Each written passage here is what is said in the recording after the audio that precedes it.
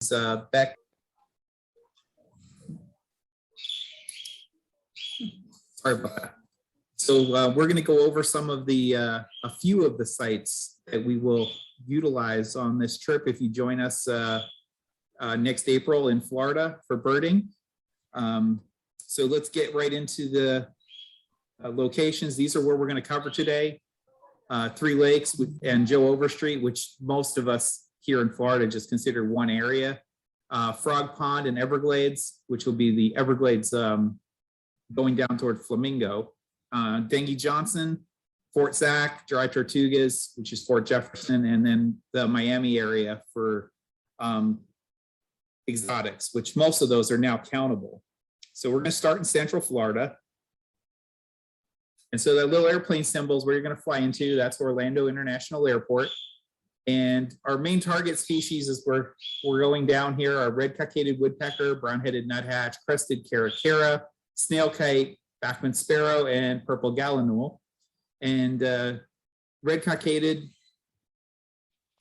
should be something you'll really get good looks at, we hope. And Beck used to work for Florida Fish and Wildlife, banding and working with red cockaded woodpeckers. So she's extremely knowledgeable with those. They're such cool birds. They're, one of the only social woodpeckers, and they exclusively nest in live trees. So all the sap actually, protects them from predators. So it's a really cool, commensal relationship between the woodpeckers and the forest. Yeah, and so we're going to go through some photos for each location. So this is a nice male snail kite. These are all our photos, by the way. Beck is an excellent photographer. She's won a bunch of awards. So some of these are mine, but most of these are Beck's. Purple gallinule. And we get further south, we may actually get lucky and see some of the swamp hens around Miami. So this is our little red cockaded woodpecker. This will be our main target on our first day. The first day, I'm going to tell you, we have to get up early. These little guys, like it early. So your first day of birding with us is going to be probably the earliest morning of the trip to get out and get these guys. And then we should easily get Bachman sparrows. They should be singing their little hearts out. Then we'll track down the brown-headed nuthatch all over at Three Lakes Wildlife Management Area. And then we're going to go down Joe Overstreet Road. You should get some really cool birds along Joe Overstreet, lots of eastern meadowlarks, lots of loggerhead shrikes. We'll get down to the landing where, if we're lucky, we should have at least a dozen snail kites and limpkins and purple gallinules and probably some least bitterns. If we're really lucky, along with all your other expected Florida wading birds, inland wading birds, are usually in good numbers. And hopefully while we're out in this area, we should pick up some crested caracaras. We'll probably get swallow-tailed kites. There's a good chance for short-tailed hawk, and also a very small chance of white-tailed kite. They do nest at Three Lakes. So we could get lucky and run across the white-tailed kite there. I've had them in the past, but I wouldn't count on it. But I'm putting it out there that with enough eyes, you never know what you're going to find. So awesome.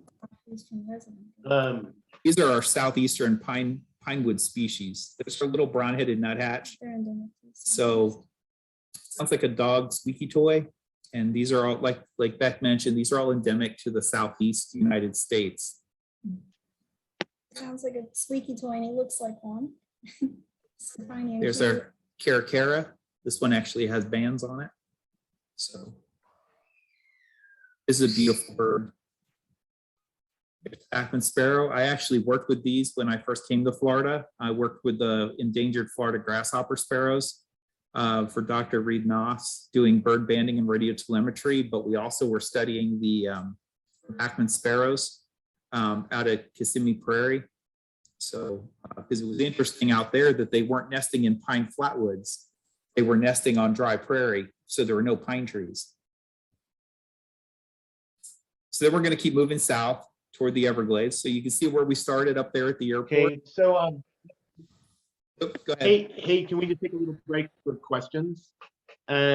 I mean, I actually have a few myself. Anybody got any questions about, the first morning of the first tour, the first day of the tour? Where by my count, you guys got 6 target birds the first morning. Is that right? At least I mean, the first day is going to be, Heavy. Lakes Joe Overstreet. We're going to get a lot of cool birds out there. Yeah. In addition to the target birds. Lincoln as well. That's Yeah. And you showed a picture of Botman's sparrow. Yeah. I mean, 2 birds that are sort of been difficult for me personally in Florida are Botman's sparrow and short-tailed hawk. Now I know Botman's. So you do get Botman's sparrow along this Joe Overstreet Road, right? Inside 3 Lakes. Yeah, 3 Lakes is Inside 3 Lakes. Okay. Yeah. They're hard to And get, too. I know it's kind of hard to get in quote the winter months. They're What are very kind hard of to the get. Yeah, signs? they're down in the grass most of the time. They spend most of their life down in the grass. But it's only certain individuals, and you can, we do play calls. If you play a call and you can hear, they start chipping real fast from down in the grass, and that particular individual is going to be the one that's actually going to pop up and show itself. and you got to. But at this time of year in April, when this trip is, these guys will be up in the morning singing. Yeah, they'll be much easier during the warmer months. Sound like that rubber ball, bouncy rubber balls, like, ding, ding, ding, ding, ding, ding, ding, it's like kind of this really beautiful call in the morning. But they rely on camouflage. So once they're up, you could be a foot away from them and they don't care. They don't have a care in the world because they think you can't see them. Yeah. I used to ban them. So I'm pretty good at picking these birds out. I hear them long before I see them, even if they're not singing. The chip note is very distinct. At least for me, it's distinct, maybe because I've worked with them for so long. It sounds like a tiny cardinal. Yeah, but even in the winter time on the birding tours in the winter, I get these birds for people 99% of the time. Yeah, we both do. So regardless of time of year, but at this time of year, they'll be up. The males should be singing. They should be perched up. It's just, you got to find them there. You got to figure out where they are in that tree. The males have their favorite perch. They get up on that perch and they sit still and sing away, and they look just like part of the tree. Yeah. Right. So and then short-tailed hawk, man, still a nemesis for me in the whole US of A. You get it every time, half the time. 3 Lakes, I would say about 50% of the time I'm able to find them out there. And as we go further south, then that percentage should increase for short-tailed hawk. Once we get down in the Keys, I don't think I've ever had a trip that went into the Keys I didn't get short-tailed hawk. Same thing with the Everglades. You go down into the Everglades and short-tailed hawk should be almost 100%. Nothing's 100% in birding, but as I always say, almost 100%. Great. Any other questions? Feel free to unmute and ask a question before we move on to the next geographical area. And just real quick too, I'll mention that for those who get in early on the first day, we will take you over to Mead Gardens in Orlando, Winter Park actually, which is not too far from the airport. And it's a little migrant trap in the middle of the cement jungle that is Orlando. And we should get some really great warblers in there. They've got a lot of rarities over the years, and they have nesting barred owls. So we should be able to track those down and get you guys some nice views of barred owl. Right, and to be clear, barred, B-A-R-R-E-D, owl, correct. Barred. I think unfortunately sounds a lot like a barn owl. I mean the calls are different, but the 2 words are similar, right? Barred and barn. Yeah. Anyway, on to the Everglades and Frog Pond and Wildlife Management Area. Good chat, folks. Thanks. We're going to continue our drive south. So from 3 Lakes, and that's going to be a bit of a drive. That's why I said the first day is going to be a long day. So, and then we'll start off the next day doing Frog Pond, which used to be called Lucky Hammock when it was under private ownership, and now the state has bought it out. Now Frog Pond WMA. And this bird here, this is black-faced grassquit. They are currently nesting in the Everglades. There's a pair that's very aggressive to put at least any mirrors on your car are subject to attack where they are. And hopefully, I did put a star next to this that hopefully they continue on into next year and nest again, and they'll be available for us to see. This is like a bonus bird if they're still there. And of course, the same area where these guys are, during my big year in Florida in 2008, we had nesting Western Spindalis.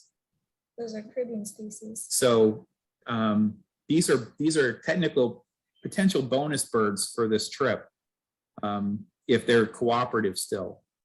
And then this guy, everybody wants to see one of these. I get them at my bird feeders all winter, so maybe I'm spoiled, but I never get tired of seeing painted bunting.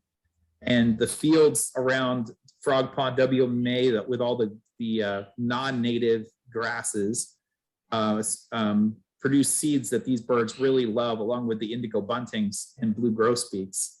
So we should easily get these in that area. Hopefully we don't have one of those years where we get all females and we get a few of these beautiful males. You see here it's eating non-native grass seed, just to make my point. Roseate spoonbills, absolutely beautiful bird.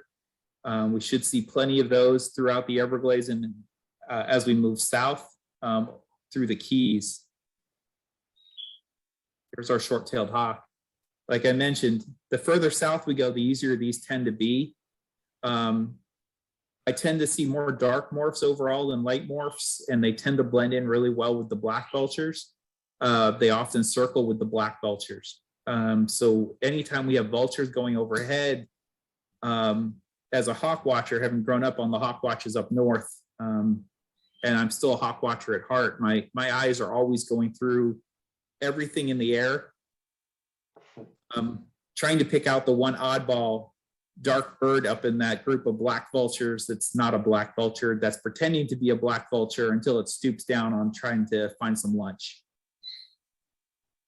Live lunch, not dead lunch. What did you say, Beck? Live lunch, not dead lunch. So that's that section. So we have questions for the Everglades Frog Pond area. Anybody got any questions? You can type them in. You can unmute. Our crowd is only about a dozen people today, so feel free to unmute and ask a question if you would like. I, of course, have a couple. Okay, man. So how long has black-faced grass kit been there? Is that just a this year thing? It's in its second year now. What? I think they've been there for 2 years. Since they first discovered them. So, oh wow! And how often do you usually get Western Spindalis on the whole tour? They're sporadic. Like I said, when I did my big year, they nested there. That same year, we had a Cuban peewee show up. We usually get one about every other year. So every 2 years or so, we get a Western Spindalis in Florida. We'll nice. tell them about the barn owl. oh yeah, Beck's mentioning that in the Everglades area, barn owl, like BARN owl, like the structure, are very common in the Everglades.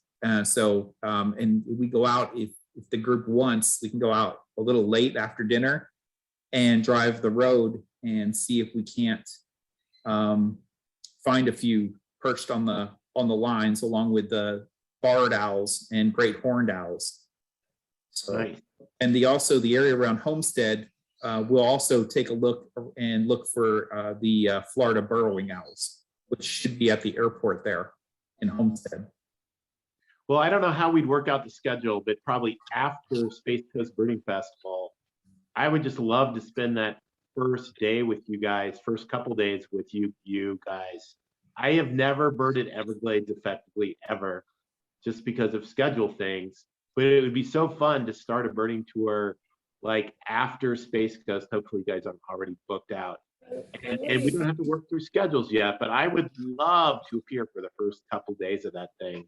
Well, I that's would- why there's 2 of us. We can always separate. Yeah, because That's true. That's true. I would love to see black-faced grass kit and Western Spindalis and short-tailed hawk. I would love to kill like if I got two of those three, if I got one of those three, I'd be happy. So I'm Yeah. hoping. And I And we get a can- hawk almost once a week where I live, so I'm After the spoiled. call, if you want to, join that little tour after Space Coast, I'd probably be about the second or third week of February. We would love to do it. It would be so fun. And I would just appear for a couple days and then you'd be sick of me. But you can enjoy Becky's company the rest of the time, or Gallus's company the rest of the time. And sometimes you get both, right? Sometimes you get both. Sometimes yeah. you get both of us, yeah. So this April trip, you'll have either me or Beck or both, or you may have one of us for, both of us for part of the trip and one of us for the rest. So you'll have a good guide to person ratio, and you have two guides that have been doing this a long time. So, And it's our own backyard. and it's our, yeah, like I said, it's our own backyard, so to speak. So So the upper keys. But again, all questions are welcome. Just text them in the next 5 or 10 minutes, or ask them when we take the next break. But yeah, on to the upper keys. So upper keys, I love birding the upper keys. So you can see how far we've come, starting up here at Orlando. Now we're all the way down here in Key Largo, basically. These are our primary target species, and I don't know how many of you coming on this trip may be into butterflies, but we have possibilities for some very special butterflies in this area. They're really, really rare. The endangered Schaus's swallowtail, Mhm. the Florida purple wing, and silver banded hair streak. Sorry, It's thank you. beautiful. It's a green hair streak with a silver band going down. It's just like a red banded hair streak, but it's green and silver instead of gray and red. So, so the big one here for most people is this bird, mangrove cuckoo. And if I know multiple spots to get the birds, not always the most cooperative thing. And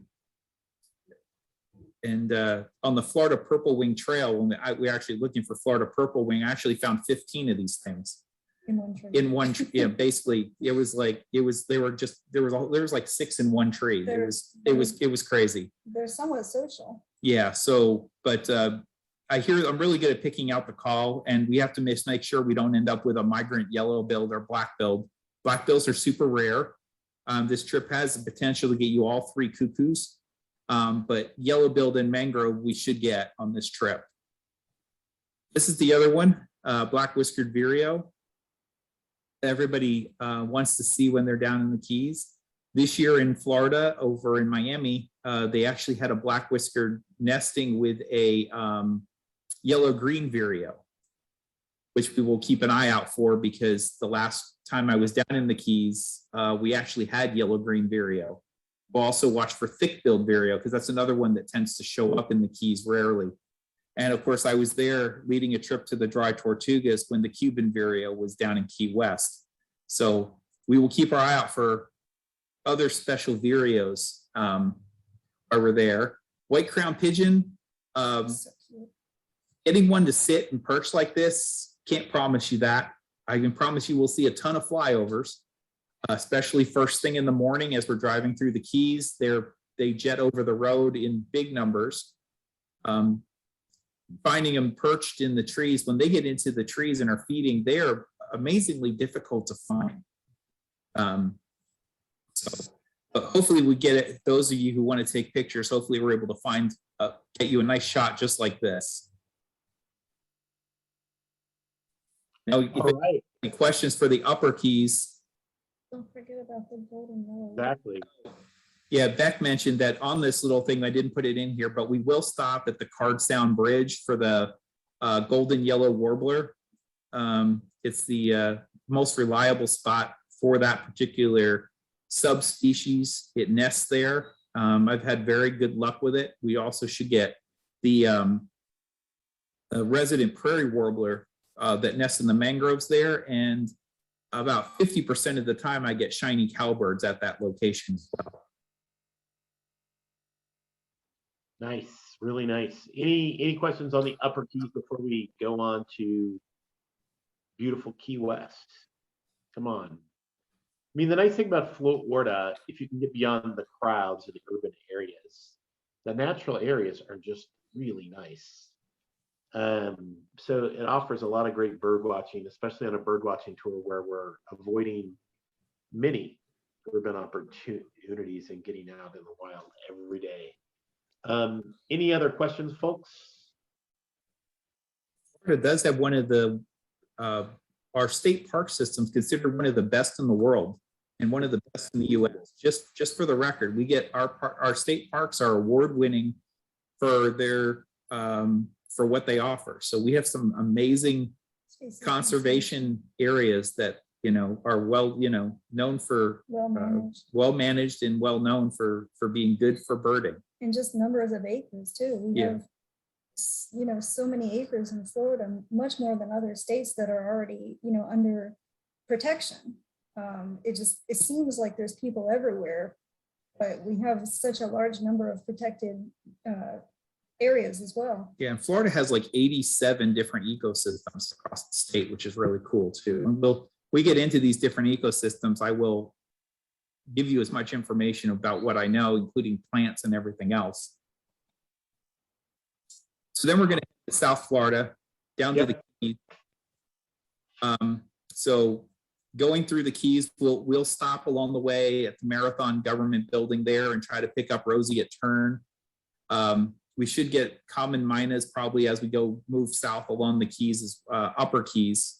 We probably get some common miners, but if we don't get them there, we'll pick them up in Miami later. Along the way, Gray Kingbird and Fort Zach is mainly our migrant stop before we head out for the Tortugas. The birding here can be absolutely spectacular. You can spend the whole day here. I've had loggerhead kingbirds here is one of the rarities. This is where I had the Cuban vireo. I've had Bahama mockingbird. So you never know what's going to turn up here. They've had several interesting, I'm not sure they ever got them to species, martins over the years as well that have been photographed that were, you know, they never could figure out whether Caribbean or other martins most of the time, unless you know, they get more detail than some of these photos showed. But amazing birding spot. We're going to go down. Here's Gray Kingbird.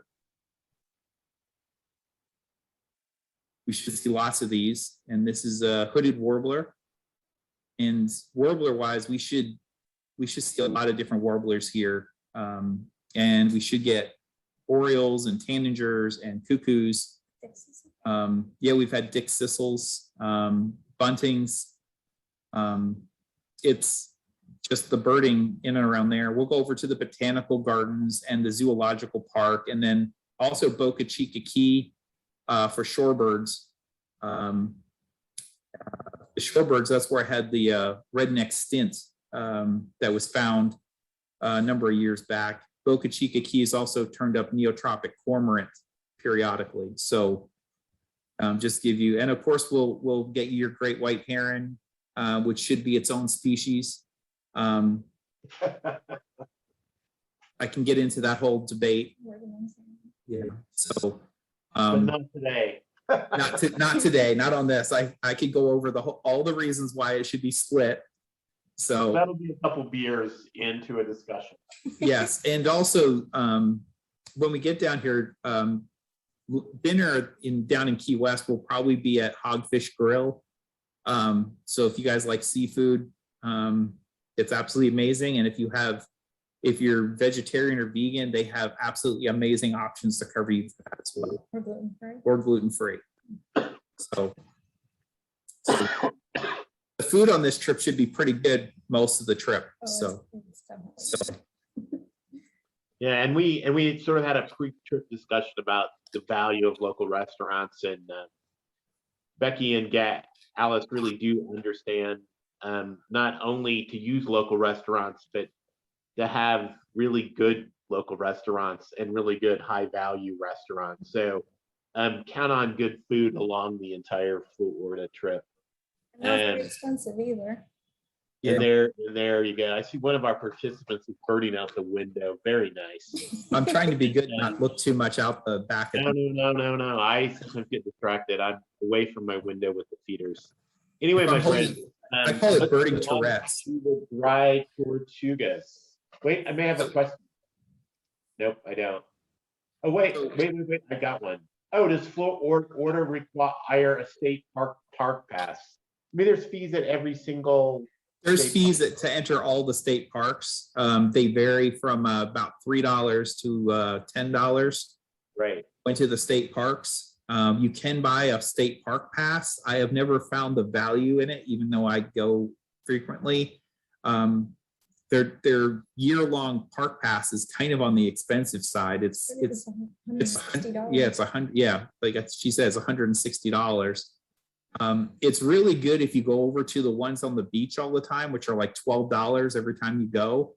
But if you're a birder and you're going to a lot of the other sites, the WMAs are only $3 or $6 to go into. You have to go an awful lot to eat up $160 park pass. I do always buy the National Park Pass, the $80 interagency pass. Yeah, for federal lands, but we just pay the entry fees at the parks when we go. It's just so much, it's just not worth to buy the pass. That was a great question. Thank you. And any other questions out there, folks? They are all open. Okay, on to the dry tortugas. So the dry tortugas means in early morning, we have to catch the fast cat, Yankee Freedom 2 going out. Go out to the dry tortugas. On the way out, we will look for pelagic species on the way out over the years. Now, I've never been on the fast cat. I've always, when I've led trips out here in the past, it's always been on a dive boat that's been hired specifically to do birding, but it's should be the same grouping of species. We should hopefully on the way out see lots of terns, bridled sooties, probably some rosettes, possibility of both tropic birds, Audubon shearwaters, Pomeranian Jaegers are all possible on the way out, along with bottlenose dolphins, spotted dolphins, loggerhead sea turtles, green sea turtle, sunfish. Not out in the middle of the Gulf. Oh, well, I've seen them out there. I've even had white pelicans flying out there in the middle, but and then we get out to Fort Jefferson, dry tortugas, which if you've never been there, it's a place I believe everybody should visit once. It is absolutely beautiful out there. And of course, unfortunately with the fast cat, you only get a few hours, but you got the nesting sooty tern colonies out there. And if you're tired, they'll help you because they'll be screaming 10,000 strong, wide awake, wide awake, wide awake. So we'll get brown noddies, should be pretty easy. Sooty terns. This is on Bush Key. But while we're out there, we'll make sure the boat captain knows that we're birders, a birding group, and they'll go by Hospital Key where the nesting mass boobies are. As we come in, there should be plenty of brown boobies on the various channel markers. We'll go through and check all the brown noddies for the black noddy, and hopefully we get one. We'll search all the magnificent frigate bird nesting colony, which is the only one in North America, for red-footed booby, which has shown up pretty regularly, but I've never had any luck getting it. I've always missed it. And then, of course, bird the fort and the fountains in there. So for those of you who are tired or not feeling so good after the ride, you can go in, sit by the fountain, and just wait for the birds to come to you at the fountain, or you can join one of us and trek around the fort and try to find birds. We'll look for Chuck-Will's widows under the bushes. We'll look for Antillean nighthawk and common nighthawks and the cuckoos and whiskered vireos and all the warblers. If the trees are in bloom in the fort, we should get some hummingbirds pretty easily. A lot of swallows, a lot of peregrines, a lot of merlins, sharpshins. We'll all be out there hunting. You're going to see, you'll see a lot of great warblers. Some of them are how good it will be will depend on the day and the fallout. And you will have to, one thing I will tell you is almost for certain, you're going to see birds that are being eaten that have not that are exhausted and they didn't make it. So I've seen a lot of birds being eaten by cattle egrets and peregrines and merlins. And I've seen some weird stuff out here, purple gallinules up in the top of a tree, and things like that. So you never know. And we had Antillean, the Caribbean race, the Antillean short-eared owl out there the one year also. Oh my God. Just sitting on the beach. Just sitting on the beach, yep. And we should get some good shorebirds. I've had good luck out there with like whimbrels and things like that. So you just don't know. We photographed the great blue heron, the grouping that's from the Caribbean out there, which is much darker than our birds here in Florida, out on the beach there also. And see, we don't know. It's the dry tortugas is amazing. You get to see where Dr. Mudd was held after was sentenced to prison after assisting John Wilkes Booth in the assassination of Abraham Lincoln. So there's a lot of history. So it's and you can hike around the moat and see all the cool. There's lobsters in there, and there had been a American crocodile in the moat as well over the years. I'm pretty sure it's still out there. It used to hang out underneath one of the bridges in one of the little pipes. But the last time I was meant to go out, we didn't get to go due to bad weather. So it's been a couple of years since I got out there. Anybody have questions on the Tortugas part? Man, that was just so much. I hope people chime in here besides me. I have a bunch of questions. Before it gets asked, I'm going to ask the question, and that's about the boat in rough water. The time that I did that tour about a decade ago, and I realized, I mean, it varies day by day, right? Sometimes it's pretty smooth, sometimes it's pretty rough. Correct. How times would you, like, out of say 10 trips, how many times would you say it's rough and uncomfortable? How many times is it reasonable, and how many times is it sweet and peaceful? Well, since I usually end up going out on one of the dive boats and not the Fast Cat, Yeah. Let's take this. The Fast Cat's actually designed to actually handle rough seas better than the dive boats are. It's a much larger Yes, vessel. yeah. So it's bigger, much bigger. So it handles the water better. But on the dive boats going out where we've actually spent the night on Tortugas, I've probably had 3 really bad years in terms of rough seas going out, or sometimes you only get it one way, depending on the winds. Sure. But no matter what, I don't like boats. So I always, when I get on a boat, my first thought is how many minutes until I get off this boat.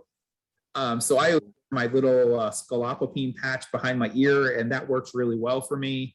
But the Fast Cat's considered much smoother even in rough seas than any of the vessels I've been out there on. Yeah. And so when we're out there with clients, I could tell them about 30% of all days it's pretty rough and uncomfortable. Yeah. And maybe get really Becky in there, because maybe she likes boats more than you.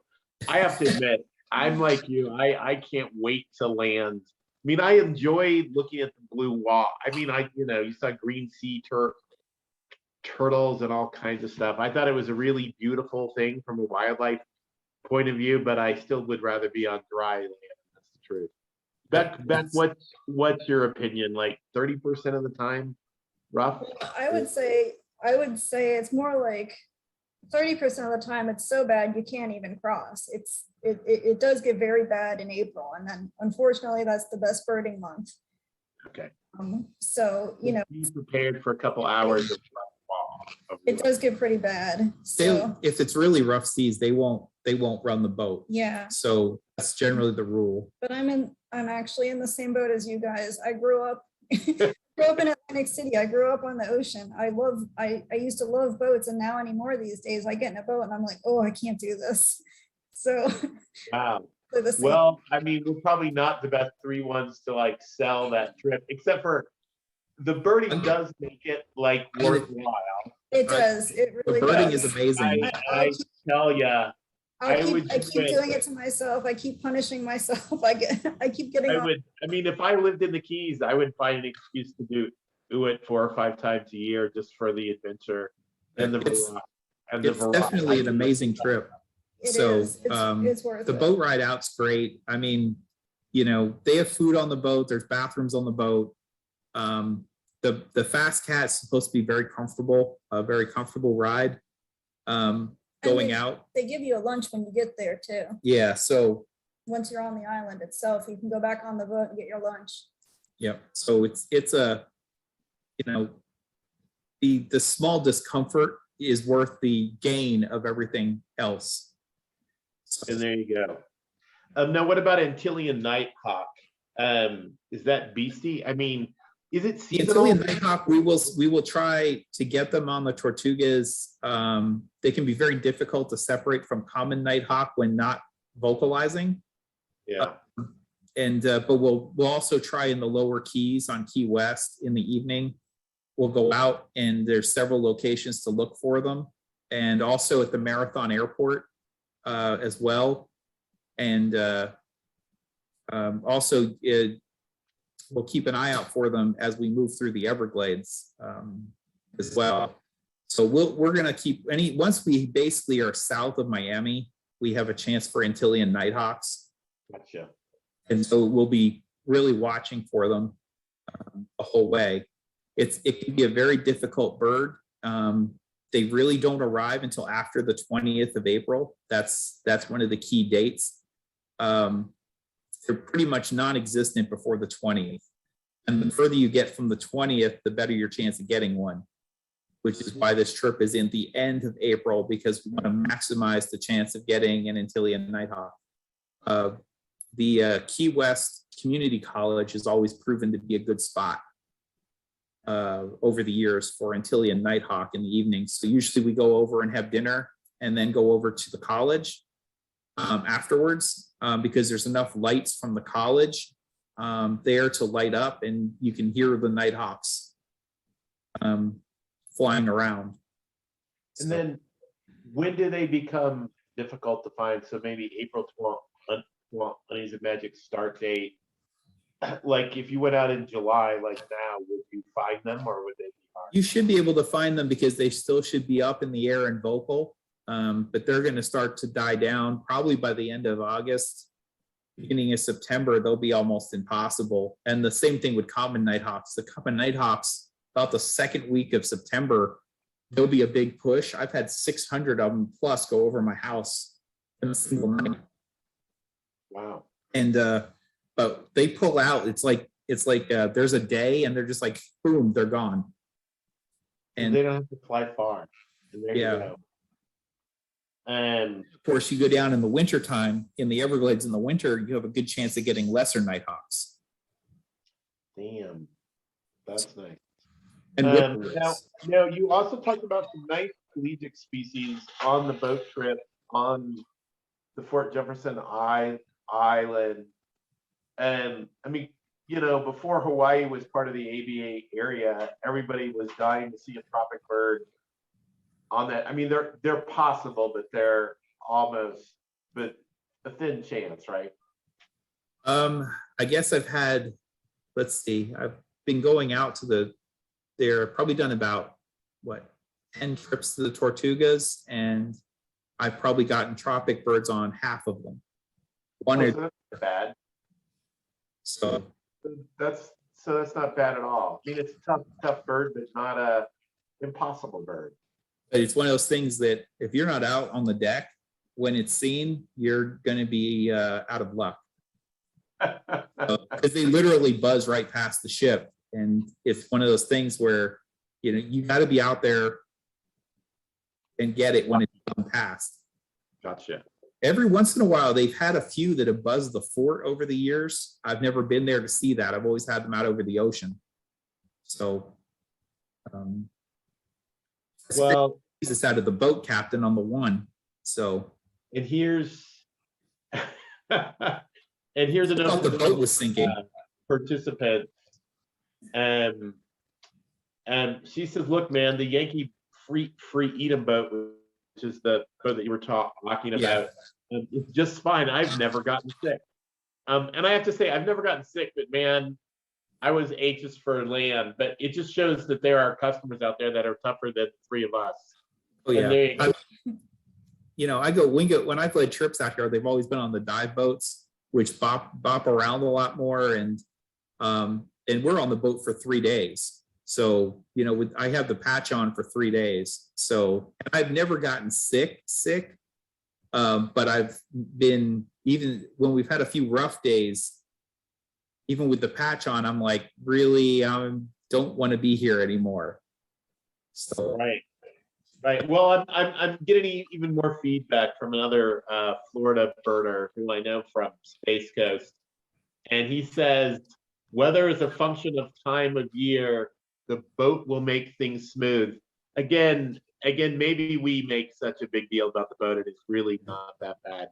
And truly, I would do it no matter how you feel about boats, because, like we said, it's a worthwhile thing. Another the boat's out there pretty quick. The Fast Cat moves. I mean, it's 70 miles out there, and I think it only takes 2.5, 3 hours to get there. So it's like a 2-hour deal, but maybe it's the Fast Cat. It's that catamaran style hull. It flies. That thing's moving. Right. Another question that we got is, we had a flamingo in the Tortugas in 2019, but we haven't talked about flamingos on this tour. I know that there's some remote spots in the Everglades. Are they becoming easier to get in Florida, or just? They're showing up more frequently. They just had 3 down in the Keys just a little while ago. They've had one show up at St. Mark's up in the Panhandle several years in a row during the winter, and spend the whole winter up there. I got mine in the middle of Miami at Cutler Wetlands. So it's basically like a sewage pond kind of thing. So flamingos are entirely possible. They've had them fly over the Hawkwatch, the Keys Hawkwatch. So you can't discount them, but you can't count on them either. I mean, it's migration season and it's South Florida. You could end up with Bahama swallows. We could end up with Antillean palm swift. We could end up with one of the weird Caribbean martins. We could end up with who knows what showing up down there. I've been down there and been fortunate enough to see Cuban peewee, Cuban vireo, Western spindalis, black-faced grassquit, thick-billed vireo, yellow-green vireo, thick-billed kingbird. So you just, it's kind of like South Texas. Like Florida can be about some really nice rarities once in a while. Yep. And what do you typically get? 1 or 2 goody birds, really, really good rarities on a tour? Yeah, that's probably a good number. 1 or 2. Yeah, and it's all it's weird because I've led sometimes on these trips. It's like we go out and our tour we get nothing. We get a good trip. We get 130 species or something like that, but nothing that's oh my God, super rare.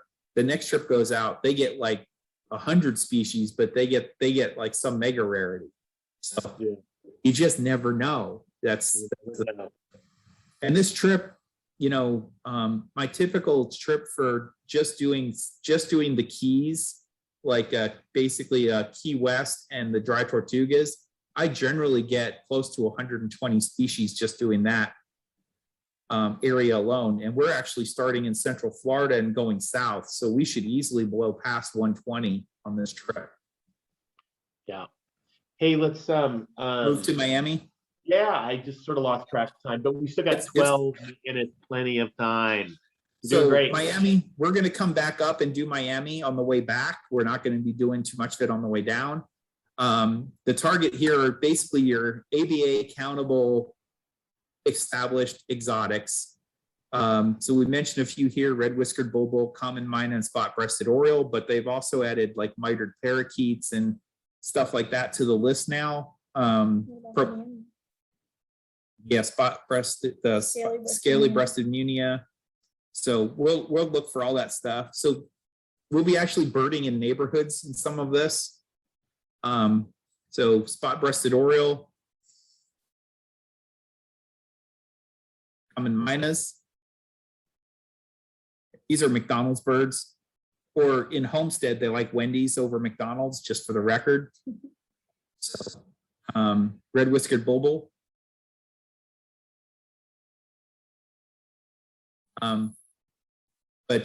So Miami, we'll also look and see, we sometimes are able to scrounge up the different macaws, lilac crowned parrots, some of the different Amazons, yellow chevron parakeets, white winged parakeet. White winged parakeets basically almost extirpated now. The location where they're most reliable has had a lot of construction going on, and they have not been reliable there, but we'll check it out anyway. I never could figure out why they picked that one to be the established exotic and not the yellow chevron, which was always more common for as long as I've been in Florida. But we should get red masked and mitered. We might scrounge up some green parakeets.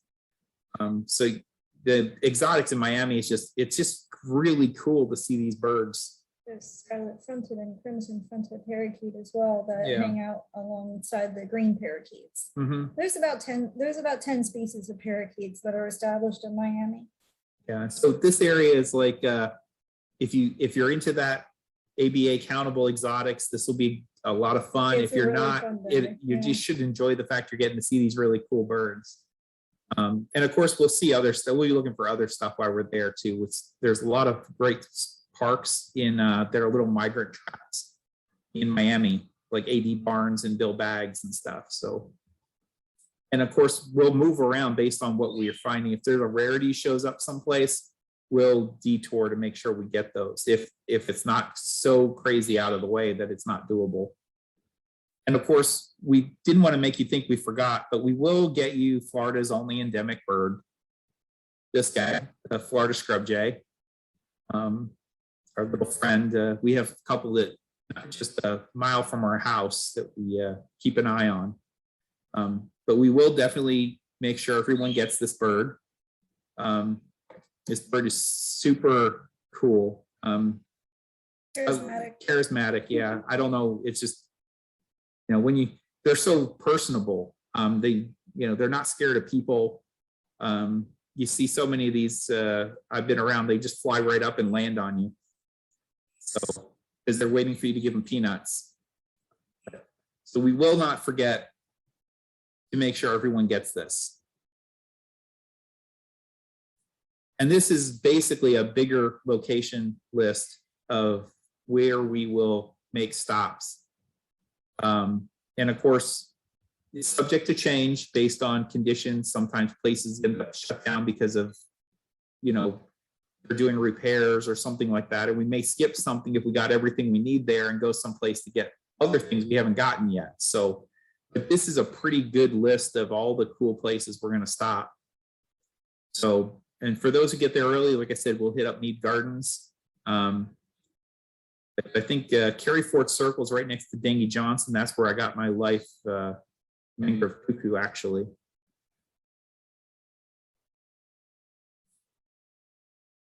And these are the highlight species for the trip. And there's more. These are just the ones I thought were what most birders would want to try to track down. Well, and and let's not forget Florida wildlife. I know you guys, I don't know if you guys enjoy manatees as much as me. I think they're just really cool. But there's some nice mammals, reptiles, all kinds of cool stuff, right? Yeah, on the trip, there's possibilities of seeing manatees. We'll see alligators. They're everywhere. Just ignore them. They're not. We should see crocodile. We should probably see coyotes, bobcat, river otter, armadillos, trash bandits. Raccoons. With good chance we might scrounge up a Sherman's fox squirrel. Probably see several species of bats, though I don't know my bats very well. I'm sorry. They have wings, but they're mammals, not Mexican birds. long-tailed bat is our most common bat in Florida. So, But don't forget the snakes and we have a lot of skinks, you know. oh we have yeah, we have so many cool lizards down in the South Florida area. yeah. You'll There's see Cuban iguanas nightingales, and the Jesus Christ lizard, basilisks. and things like that. And, well, we should hopefully see a few snakes. We've got lots of, like you mentioned, lots of different skinks. We should see race runners of the native stuff. Green and Knolls and race runners will probably be the two most common, but there's a good chance we'll see ground skinks and broad-headed skink and stuff like that, which are also still pretty common running around as we go to these different properties. Great. Butterflies too. We'll do our best to point out butterflies for those who are interested. And Beck her background is partially in entomology. She's obsessed with beetles. So if anybody wants beetles, talk to her. We can do some of the dragonflies as well. So it really depends what you're interested in. And because I do land management and restoration for my primary job, and have worked out in the field in a lot of these properties, you know, I can identify a lot of the plants and talk about the native ecosystems and the importance of prescribed fire and all that kind of fun stuff is, you know, kind of just general background information on the poor. Great. Hey, I just want to hop in with somebody asked questions about the length of the tour. Our April tour is 7 days, 6 nights. Our winter birding tours are evidently the same bat length. And Beck and Gallus and David and I have been bopping around adding a day to that, but just, you know, it'll be that give or take a day or two. And if you look at our website, www.pibird.com, you can get pricing, dates. It's all right there. Just click on North America and click down to Florida, and you'll see all our Florida tours there.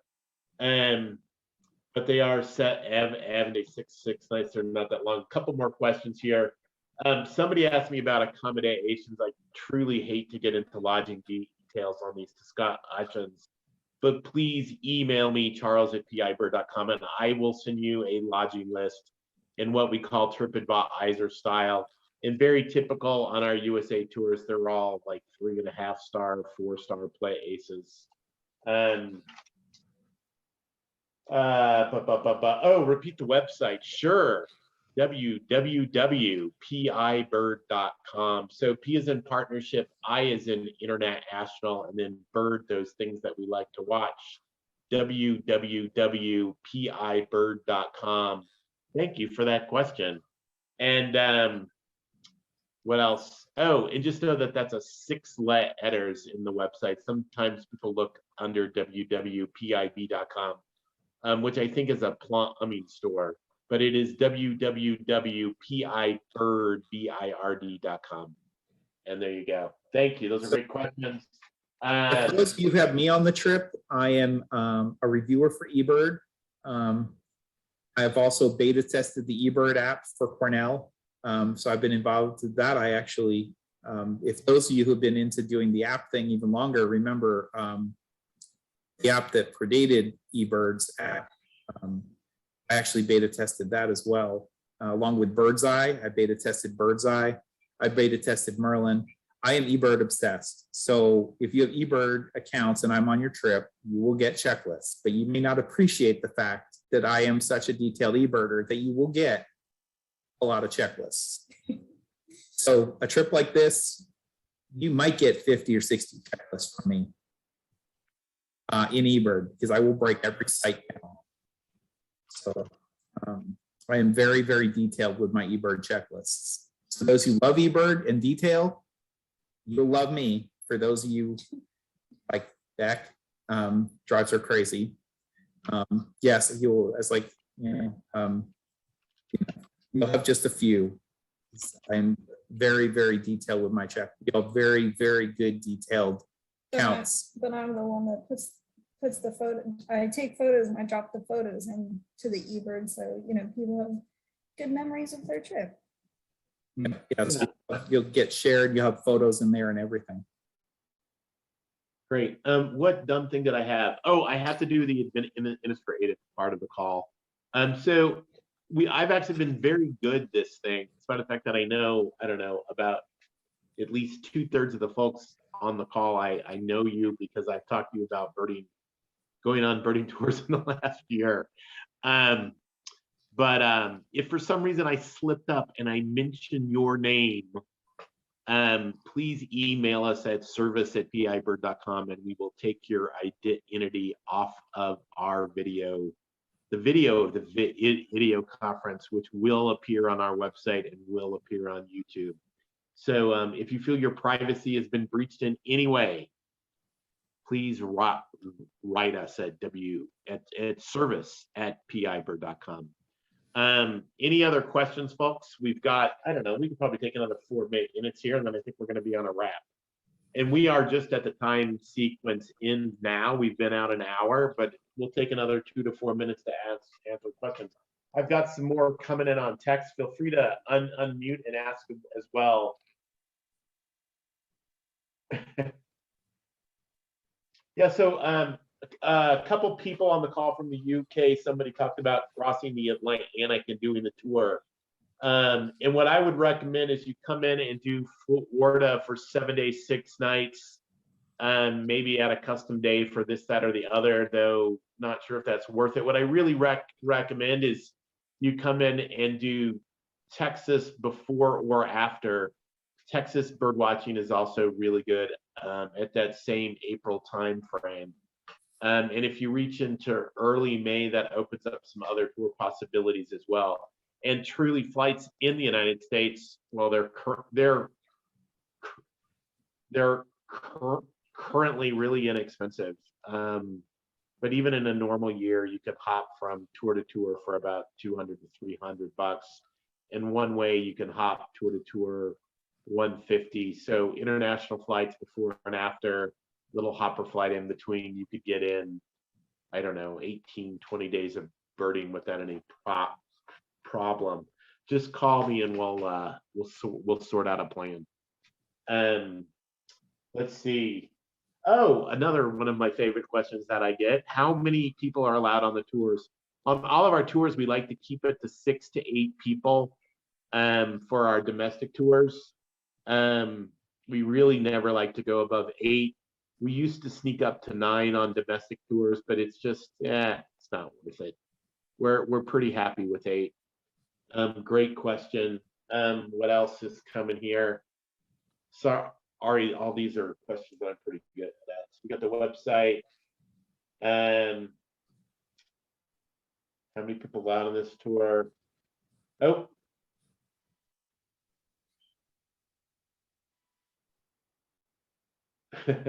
Somebody said they highly recommend get Alice as a guide. Let's not forget Dear Beck Smith too. And there you go. Let's see. Any other questions, folks? Hey, and we'll probably do it again in another year or so. But in the meantime, we'll e-blast everybody a video, more information about Florida bird watching. And we would love to get you guys all on a tour next April. That would be awesome. Or the winter time. It's hard to do a tour though without the dry tour too, Hugas, I gotta say. And brutal truth, man. No, it's all good. Hey, I think we should wrap it up. And I just want to thank you guys for doing such a great job. Thanks for the great preparation. And I want to thank our participants. Thank you very, very much for signing on. And again, thanks to you, Becky, Gallus. Thanks for having us. Yeah, thanks for having us. I hope to see some of you on our trip. Oh, and we'll look forward to seeing you all in the winter time. I've got one new message. Yeah, I mean, the last question is it a bad time for mosquitoes in the Everglades? It's always a bad time for mosquitoes in the Everglades. Where There's your answer. There's no good time to avoid mosquitoes. And so I can only promise you that some of them are large enough to count on your life list. Yeah, and somebody said I remember everything from head to toe. Yeah, so yeah, I'm not gonna curse it, but I have gone the entire birding season without mosquito repellent. I think they're losing. I don't taste good to them. We'll Blood see type what affects it. They like O positive the best. But no, if you just wear long sleeves, long pants, and you'll be just fine. Great, exactly. Hey, again, thanks to everyone. Thank you, guys, Allison, Aki. I think this is a wrap. Thanks very much. Thank you. Leo, do I have sign off? Or do you? No, I'll sign out. Bye, Becky. Bye, Gallus. Thanks. Bye, Leo. Bye, Leo. Bye. Thank you.